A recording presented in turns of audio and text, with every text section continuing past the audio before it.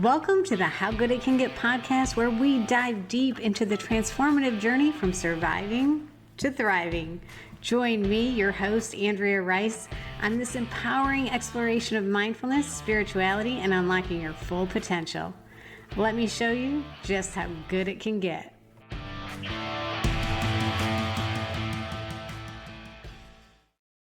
Hello and welcome back to the How Good It Can Get podcast. I am your host, Andrea Rice, and we are wrapping up season 1.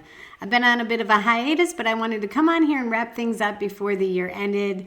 I just wanted to say, first of all, how grateful I am. I am grateful for every single one of you that has taken time this year to take a listen to even just maybe even part of an episode or many episodes, whatever you've tuned into. Thank you. I am so grateful. This podcast has reached 21 countries, which I think is just absolutely amazing. And for everyone that has tuned in, I hope you got some value from it and took something away from it. So thank you, thank you, thank you. What a wonderful, wonderful year it's been.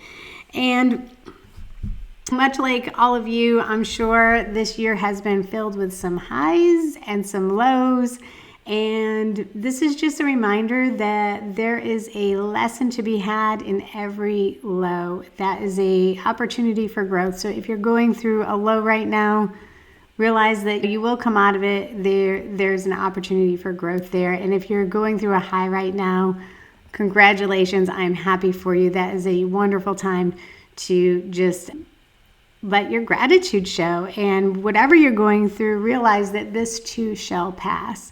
So if you're going through a bit of a rough time, it will pass. It will pass and you'll be stronger and have some growth from it. And if you're going through a wonderful time, an amazing time, and I hope you are, hope you're vibing high, realize that that too shall pass. So really soak it all in when you're in those highs. Just try to be present because those are the good times, and I hope you have more good times than bad times. And 2025, I'm really excited about. There are a lot of good things coming for How Good It Can Get in the new year. So if you have not done so already, please follow me on Instagram at An Abundant Universe on Instagram. And then you can also head on over to howgooditcanget.com and sign up for the email list so that you can be notified first when I put out new blog posts or there's some really good things coming, but I don't want to give it away today. But sign up so you're the first to know, and I'd really appreciate that. So thank you to everyone who has taken a listen. And I thought it would be really nice if I ended season 1 of How Good It Can Get with some highlights from season 1. Some of the things that I thought were maybe the best parts of the best episodes. So take a listen and hopefully get something from it. And if it's an episode you haven't heard, you can go back and listen to the full episode. So thank you. And here are some highlights from season 1.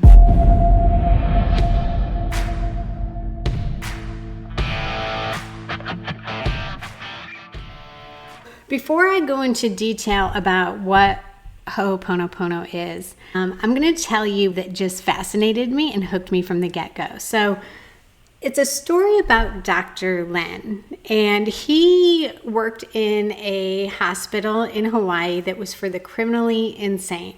I mean, this place was less than a desirable place to work, to put it mildly. This staff would routinely call in sick. They didn't want to be there. When people would walk through the ward, they would walk with their backs to the wall because they were afraid of being attacked by the patients.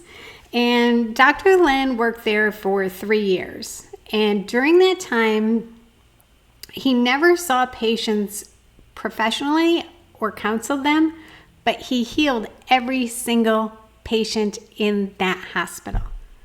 And I was like, well, how did he do that? So he would review the patient's files, and when he looked at the files, he would work on himself.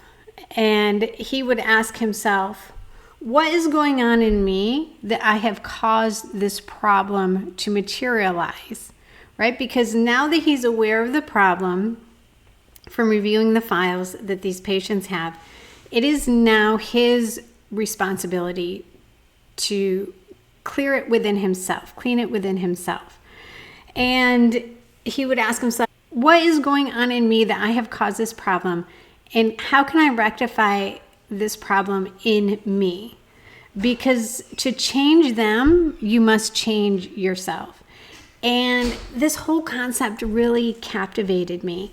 And as soon as I left Eric's office, I immediately went out and bought the book Zero Limits, because I had to learn more. Like, how in the world did this guy go into a mental hospital and cure all of the patients, to the point that the hospital was eventually shut down because they didn't have any patients left?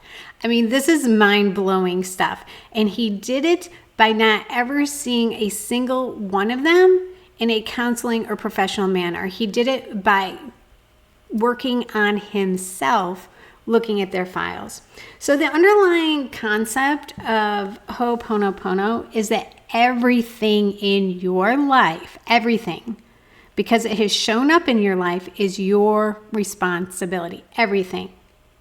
If you take complete responsibility for your life, everything you see, everything you hear, everything you come in contact with, right? Like what I said, Eric was taking responsibility for something that happened in my life because it was now presented to him, and now it was a part of his reality. Even though it didn't directly happen to him, it became a part of his reality because I told it to him. And it is your responsibility to heal it within yourself, because it is showing up in your life. And everything you experience is inside of you. If you want to change anything, you do it inside, not outside. And the idea is total responsibility, a total personal responsibility for everything in the world that shows up in your reality. And there's no one to blame, no one. All responsibility for every conscious experience lies within you. And that's the underlying belief when it comes to Ho'oponopono. And once you notice the problem, it is your responsibility to, what Dr. Len says, is clean the problem. He says you must always be cleaning. And let me put a little disclaimer in right here. I'm relaying to you what I know about Ho'oponopono, but it's also my understanding that what has been put out either on the internet or in books like Zero Limits, where they give you a lot of background and detail and story. There's a lot more to it that you just don't know unless you take their training and certification. So right now, what I'm telling you is just the very basics, but just the basics is mind-blowing. Really, it is. So Dr. Lin explains that there are only two ways to live life, okay? It's either from memory or from inspiration.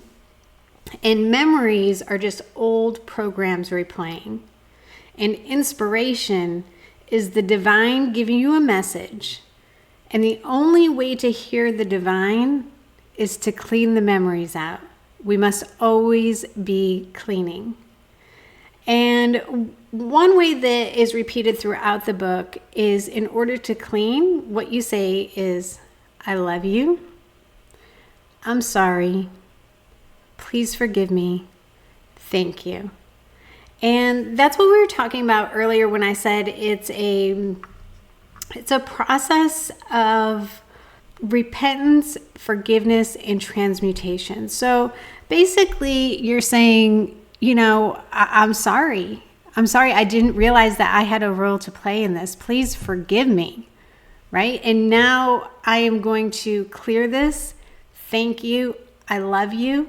And they do mention throughout the book that even just saying I love you over and over is very powerful.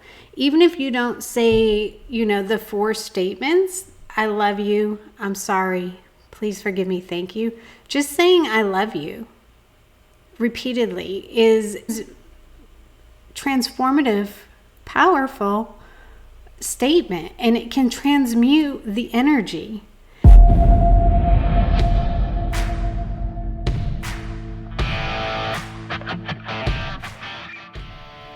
It's called O manifesting, or that's typically what I've heard it called. And there was a lot of buzz about it about a year ago. And yes, pun totally intended.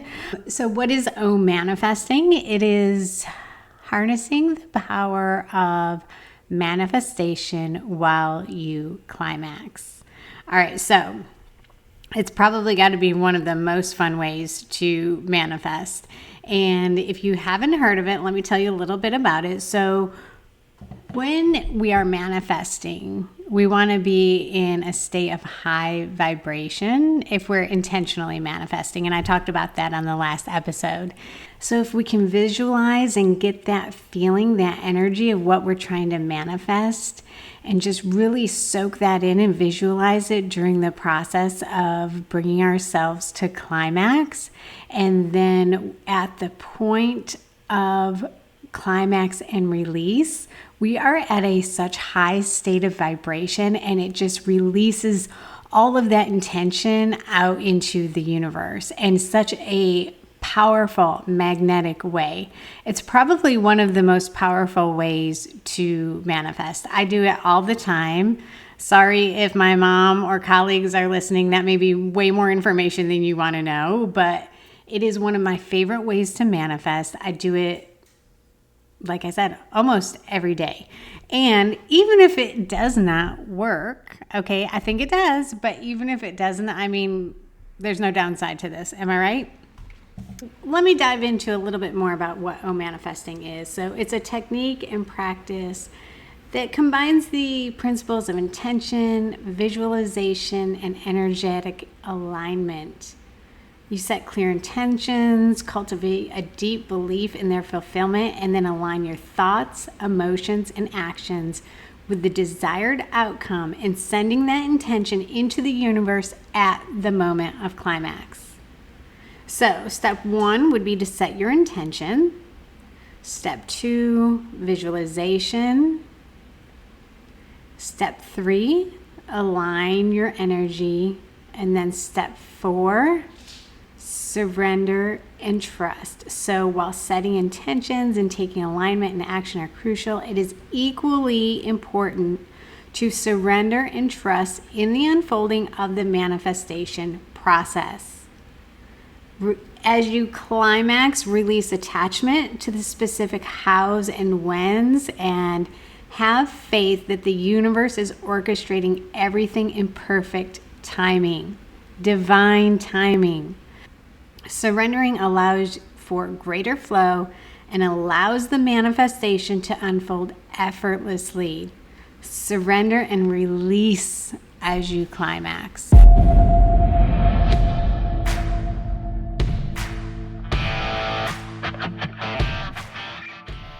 I do believe that we can manifest anything we want. And then I came across quantum jumping.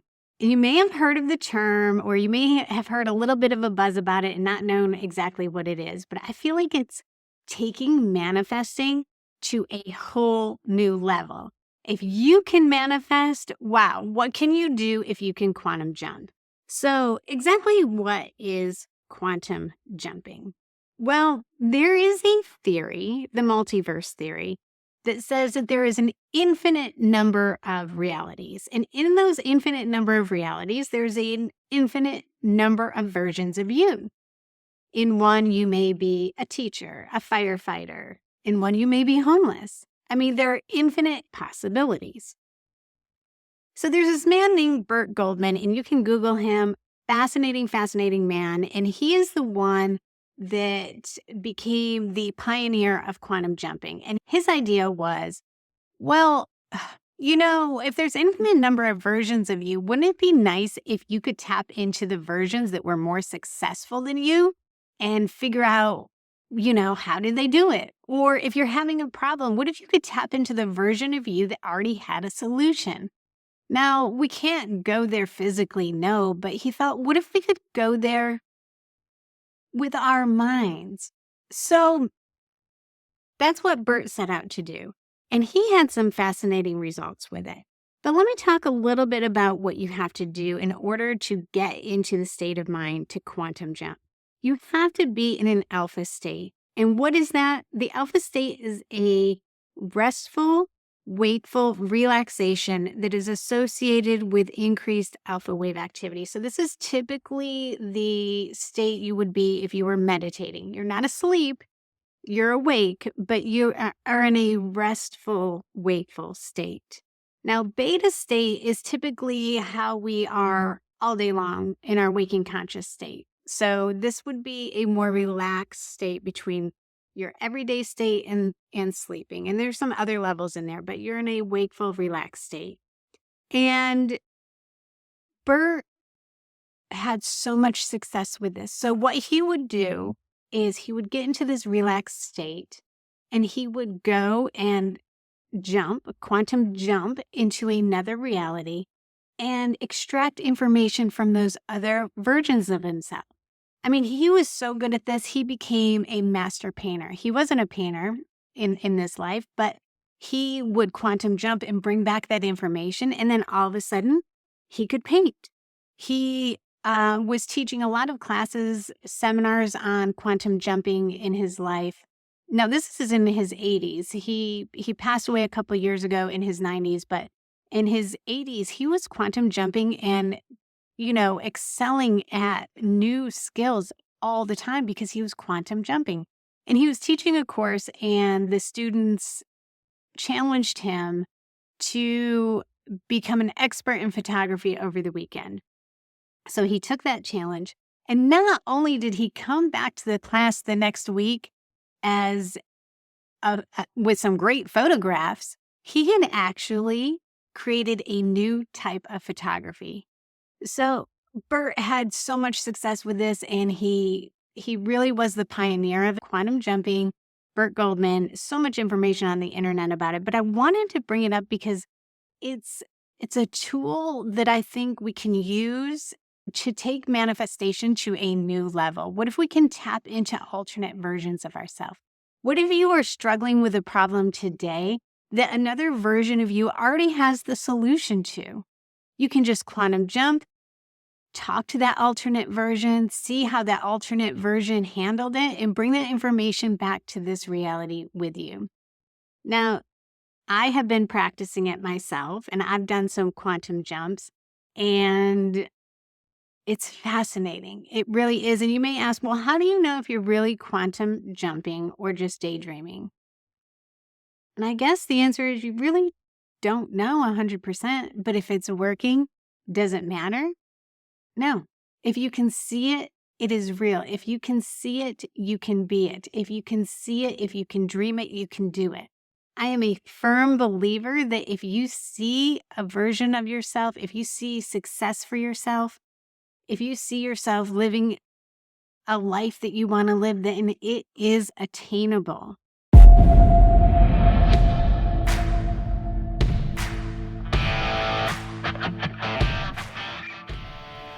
All right, everyone, that is a wrap on season 1 of How Good It Can Get. Thank you for tuning in. Those were some highlights from 3 of my favorite episodes from the season. And if you haven't heard the full episode, go back and take a listen. I'd really appreciate it. And we will be back for season 2 before you know it. But in the meantime, you can follow me at An Abundant Universe on Instagram. Go on over to howgooditcanget.com and sign up for the email list. And don't forget to hop on over to Amazon and pick up a copy of Vibrational Mastery. A high vibration is your superpower. So you can do a little light reading and raise your vibration while we wait for season 2. Thank you again. I'll see you in the new year.